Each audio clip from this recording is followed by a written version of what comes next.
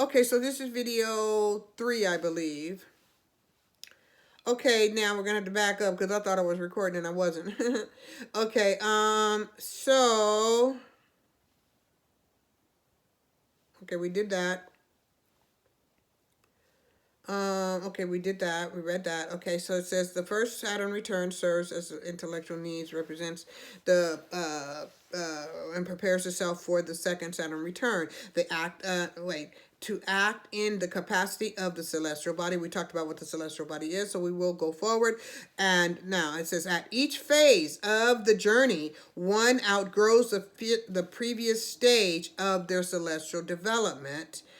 It is non-different than being asleep and waking up in a greater expanded celestial field or plane or dimension of consciousness. The door, right? Once enter the door, that's like entering another time, another frequency, right? And that energy plays on our brainwaves, right? Okay. Now, so, and I was speaking when, I thought I was recording. I was speaking, I was saying that, that, entering another dimension, the dimension beyond physical consciousness, right? Where all the ancestors are, Mufasa is, right? And that's a joke. Where all the ancestors are, right? Okay, that's like the realm of being, that's the real realm, the realm of awakeness, right? And being sleep is when we come into the physical dimension, right? When we're in the physical realm, right? Okay, so that's when we're asleep because we can't remember what happened over in when the vision that one may have had over there, right? Okay, or in the dream realm,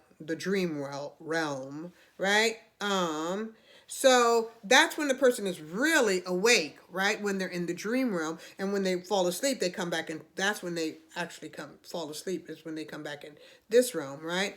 They become unconscious, right, of the spiritual realm or the celestial realm, right? They filled the realm of energy, right? Conscious energy.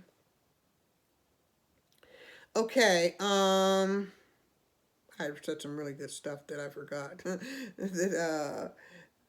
that I forgot because I wasn't going according to my notes here.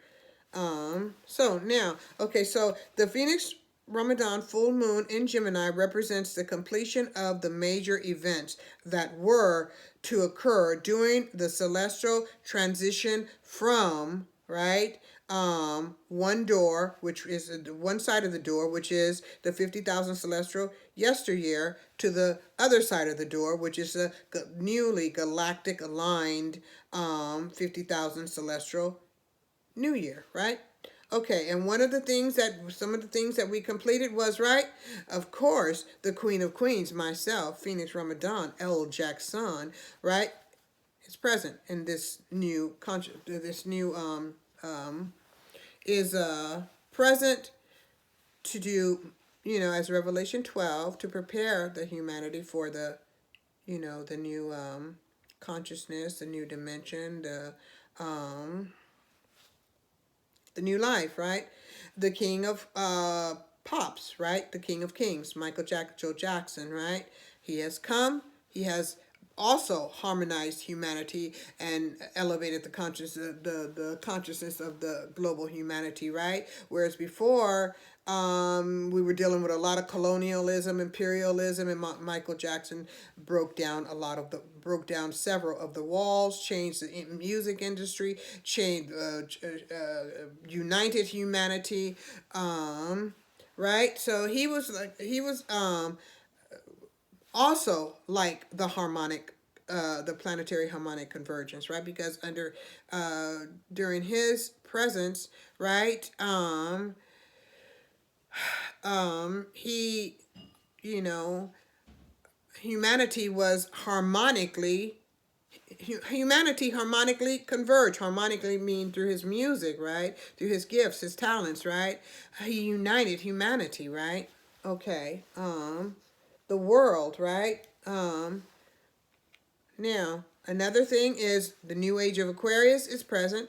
As I said, the cosmic convergence, planetary convergence is here. The harbinger, which activated the new Christ consciousness, the of Islam, which represents peace. Revelation 12, myself here, alhamdulillah, and also President Donald Trump, President Donald John Trump, or President Donald J. Trump, right? 45, 47, inshallah, he'll be 47th president as well, inshallah. Because, as I said, a lot of people, some people like to try to, down Donald Trump. They like to try to dog him, right? But Donald Trump was one of the best presidents ever, okay? And if you don't understand how he aided, and keeping the freedoms, for Americans and the world, right? Then they really don't, many of them don't understand what politics are about, right? Another thing too is that through Donald Trump's, serving as president and his unorthodox, manner in which he functions, through the office of presidency, American president, the office of, by which he operated the office of the presidency, right? It caused a lot of people to be liberated, right, and be able to speak their minds. Donald Trump is partially responsible for the new, liberation of humanity. He really is, So while they're running around giving him a bad deal and prosecuting him, or at least trying to prosecute him and malign him and gaslight him, Donald Trump is greatly responsible for a great deal of the liberation of humanity.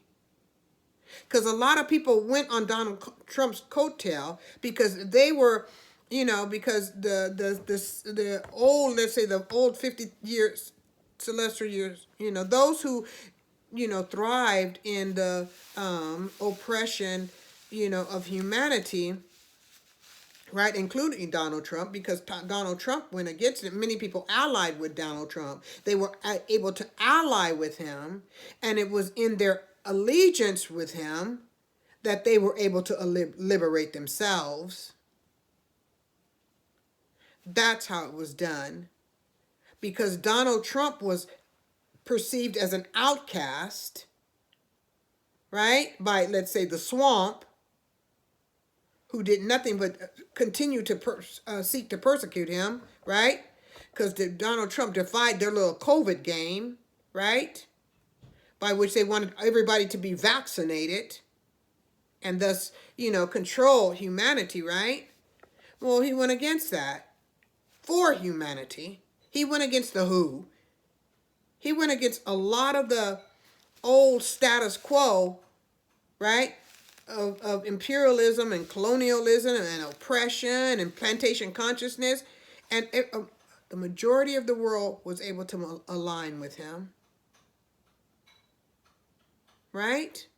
So, and let's say, if there wouldn't have been a Donald Trump, there would be more oppression in the world today.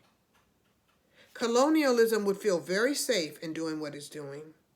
The old order, as they say, the old order of totalitarianism, authoritarianism, and, and the so-called New World Order, economic form, and all that, Klaus Schwab, and, George Soros, and all those people, they would have ran amok. Humanity would have basically have no liberation if Allah wouldn't have allowed Donald Trump to. And it was Allah's will. Now, I don't know how me and Trump going to get along. Inshallah, I pray he receives the presidency. I pray he's voted for. But we might have our problems again. Because we don't agree on Palestine and what's going on in Palestine, but he's for it. Not so much the genocide. No, he wants peace, but he supports he supports the Zionist occupation. So, but I still pray he gets elected because, as I said before, with Donald Trump we live. We live to fight another day. With this other, there is no living to fight another day. It's nuclear war all the way. So I prefer, like I'm certain most would prefer, to live to fight another day. Right? And that's what it is with Trump. You live to fight another day. And with Creator on your side, I'm sure you'll win. So, but I can tell you this straight up, Donald Trump is the one who basically liberated the world. Because the world allied behind Donald Trump. Well, they basically clang to his coattail of speaking their minds, standing up for themselves, and others, So Donald Trump is good for the world. And I once said this, if Donald J. Trump, cares about the world the way he cares about his children, the world will be a better place, for sure. Because one thing is for certain, Donald Trump is a very good father, very good grandfather to his grandchildren. He cares about them immensely. He guides them, he teaches them, he's an example for them. He's always there for them. He fights for them. He loves them. And he loves America half as much as he loves his children. We're in good hands with Donald Trump. We're in good, solid, strong, competent, courageous hands with Donald Trump. And another thing, too, is like, before COVID, I used to rag on Donald Trump because I felt he spoke ill of Muslims, right? And of course, I'm a devout Muslim. I love my Muslim brothers, and sisters. I love my Muslim family, my Islamic family, right? So I was ragging on him. I didn't see the good in him until COVID hit.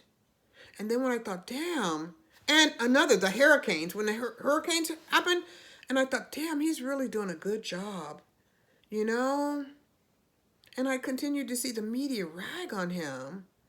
I thought, something's wrong here. Something's wrong with this picture. Because I know he's doing a good job. Because alhamdulillah, I know politics. Alhamdulillah, that's my forte. So I knew he was doing a good job. And the media continued to rag on him. So that's why I spoke up for Donald Trump. And I continue to speak up, and I continue to believe in the good that he's done and the good that he continues to do and the fight that he continues to have inside himself, is what I'm saying, to deal with all of these assaults against him, because they are unwarranted. Very much so, unwarranted. So, so I began to ask why, and then when I saw how he stood to fight for humanity, and because he knew that humanity would get through COVID. He knew we'd get through that.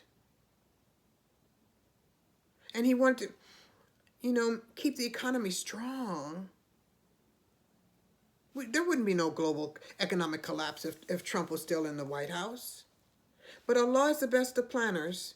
Because if he was still in the White House and then they took over now, after him, It'd be hell. Then there'd be no chance to block that chaos that they have, that they have pending, you know? So, as I said, Allah's the best of planners.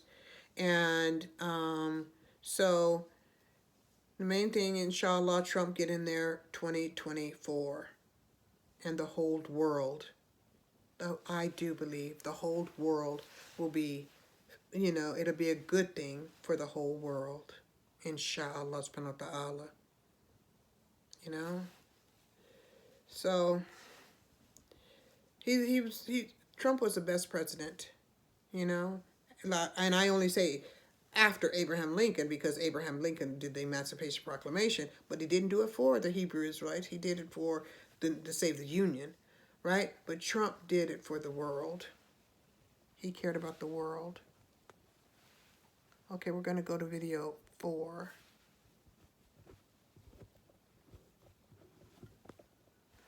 Ooh, let's see, video 4. Oh, come on. Oh, okay. I'm going to go to video 4.